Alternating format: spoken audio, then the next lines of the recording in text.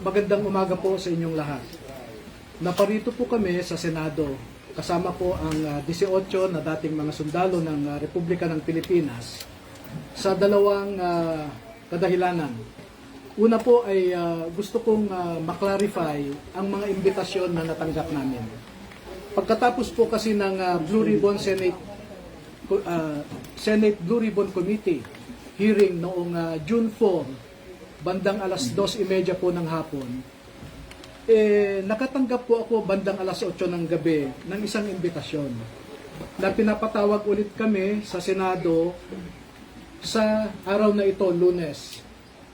Nagka-problema po ako dahil pagkatapos ng June 4 hearing ay nagsiuwian sa kanilang mga probinsya yung ibang mga sundalo at sinamahan din nila yung si Walter Manalansan para sa lamay ng kanyang kapatid na namatay noong umaga ng June 4 din, 2026.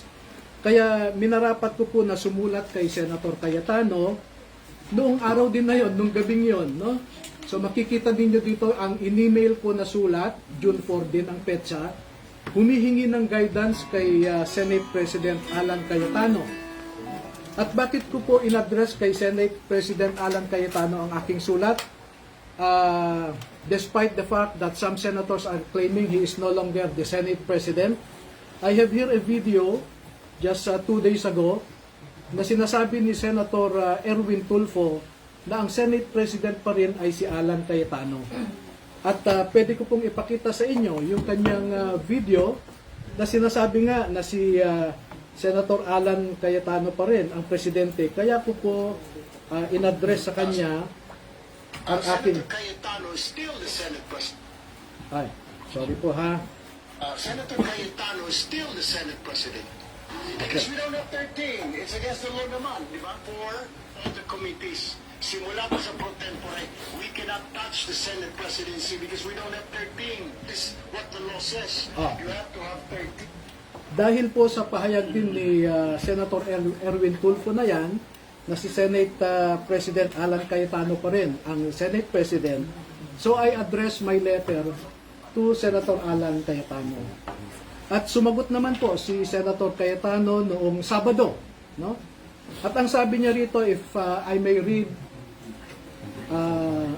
for your convenience the pertinent portion of the letter.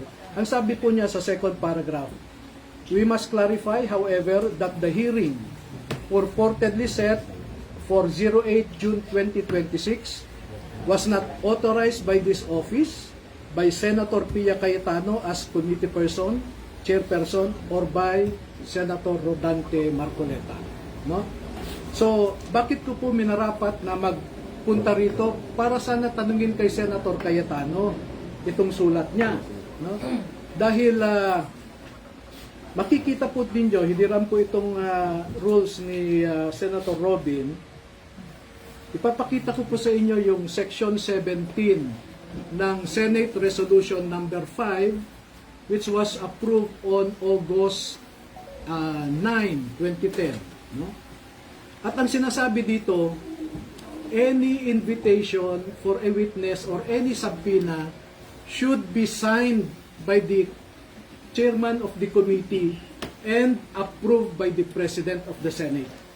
Maliwanag po dito sa Section 17. Kaya po tinignan ko itong impitasyon, makikita ninyo rito, wala pong pirma yung nagsasabi na siya yung chairman ng Blue Ribbon Committee, wala ring pirma yung Senate President, walang approval. Kaya dyan po kami naguguluhan. No? At bakit ko po nire-raise ito? Dahil naman po sa for our safety and security, no? And we are expecting the good senators to follow their own rules. Itong sinasite ko po na Senate Resolution number 5 provides for the rules governing inquiries in aid of legislation, no? Ito po yung resolution number 5. Okay? So, sana naman po ay sinunod ng sumulat sa amin yung sinasaad ng rules ng Senate. Kaya po kami nagpunta rito kay Senator Robin para mapaliwanagan din kami. Pangalawa po,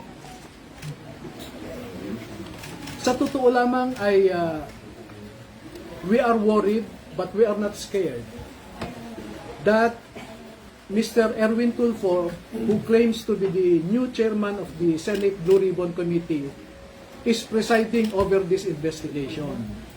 Kasi po, inaakusahan siya, pero siya rin ang mag-iimbestiga at eventually siya rin ang magdedesisyon. He is the accused or respondent, so to speak, but he is the investigator and the judge rolled into one. Sa isang demokrasya po ay na merong functioning judicial system ay hindi nyo po makikita yung ganyang pangyayari. Na kung sino pa yung akusado, siya pa ang mag-iimbestiga at siya pa ang magdedesisyon kung sino ang nagsisinungaling at kung sino ang nagsasabi ng totoo. And of course, by human nature, we don't expect Mr. Erwin Tulfo to admit his guilt. And therefore, by human nature also, it is predictable that he will cite all of us as liars. And pursuant to his power as chairman of the committee, and that is debatable, he can cite us in contempt, he can punish us, and he can send us to jail. And for these purposes po, I will cite to you Section 18 po of the same Senate Resolution number 5. Nakalagay po dito, 18, no? Contempt. Contempt. Makikita nyo dito, ang sinasabi,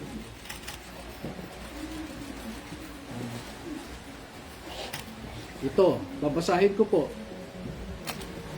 The chairman, with the concurrence of at least one member, may punish or cite in contempt any witness before the committee who disobeys any order of the committee or refuses to be sworn or to testify or to answer a proper question by the committee or any of its members or testifies falsely or evasively.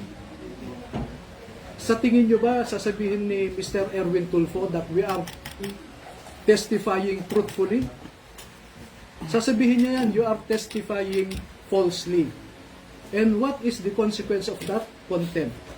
And once you are cited in contempt, itong rule po na ito ay inamend ng Senate.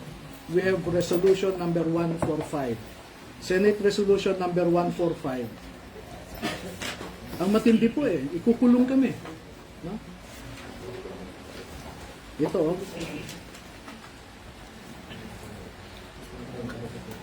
a contempt of the committee shall be deemed a contempt of the Senate.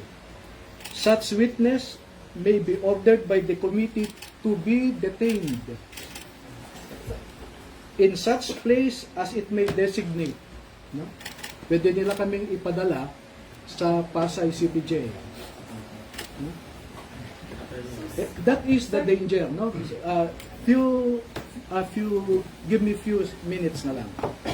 So yun po ang, having said all of those, this is our humble request to the members and leadership of the Senate of the Republic of the Philippines. First message, we should observe rule of law. We should observe your own Senate rules. If you do not follow your own rules, how can you expect us, non-senators, to obey your rules?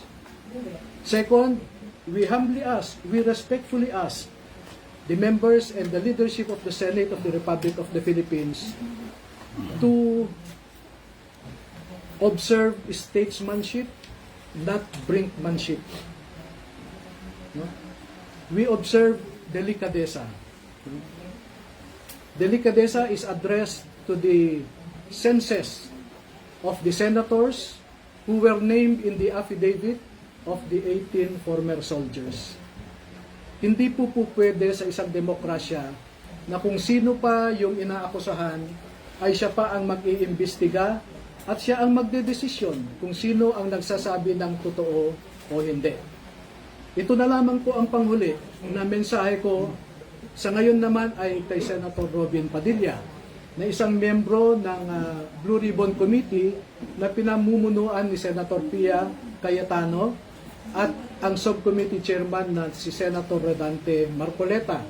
Na hinanap po namin sila ay wala sila ngayon, kaya bilang miyembro ng Blue Ribbon, sa kanya ko ihahatid ang aking mensahe. Magsusumite po kami kay Senator Robin Padilla ng pangalan ng 14 na mga dating Marines at dating empleyado rin ni Ginoong Zaldico na nagtrabaho at natawag ding basurero na nagde-deliver din ng pera sa iba't ibang mga personalidad. At ang pangalan ng 14 na ito ay isusumite ko kay Senator Robin Padilla at siya na po ang bahalang mag-submit sa kanyang committee.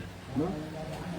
At itong 14 po na ito ay handa silang tumalima sa anumang sabpina o imbitasyon po na manggagaling sa Senado para magbigay din ng kanilang nalalaman tungkol sa pagde-deliver ng mga maleta na ito.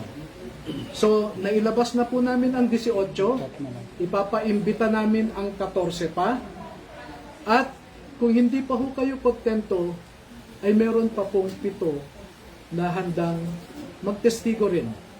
Ihuhuli ko lamang po yung 7 dahil nasa isang maselan silang kalagayan na kung sa tingin ko makumbinsi naman ang ating mga mamamayan ay sapat na po yun.